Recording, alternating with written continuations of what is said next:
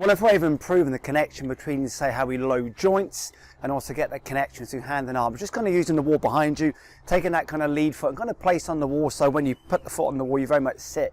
into the hip joint, so very much kind of sit into the hip joint. As you kind of move back, be very mindful, keeping connections to the base of the big toe and the inside part of the heel, with the lead hand kind of spread the palm downwards, trail hand apply pressure to the thumb. So once again, really good way of getting that connection to kind of into trail hip, into trail knee, trail foot, into that shoulder, that lovely connection, the idea of joint loading rather than say weight transfer. Foot on the wall, sit into the hip joint, pressure on the big toe, pressure on the inside of the heel, really applying pressure to that kind of lead thumb. And as you make a rotation back, is using that trail hand to keep applying pressure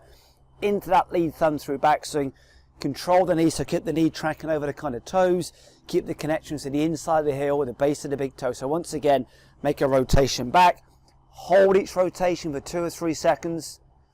come back once again, so pressure the thumb, connections to the base of the big toe, connections to the inside of the heel, keeping that knee tracking over the toes,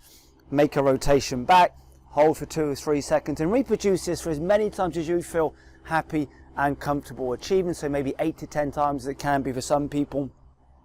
Pressure on the thumb, controls to the foot, controls to the base of the big toe, control on the heel. You may then really start to become aware of the awareness of that kind of trail hip, the kind of glute med, glute min, the muscles that control us in rotation. They can start to fatigue with some in that lovely kind of connective way. So pressure on the thumb, connections to the knee, connection or control to the knee, excuse me, pressure in the kind of base of the big toe, pressure inside the heel. Once you've done that for kind of 8 to 10 times with no delay off the wall, then just start to make a few rotations back. Then really connect back then to how using that kind of wall draw can really encourage better controls through the hip, better control movement into that kind of foot, the idea of that kind of joint load. And then when the kind of hand is back in this position once again, as you apply pressure to that thumb, then really start to connect in then that lovely connection through scapula, rib cage, arms, shoulder, into that kind of loading. So this is a great way of exploring the concept of joint loading rather than often what's referred to as weight transfer.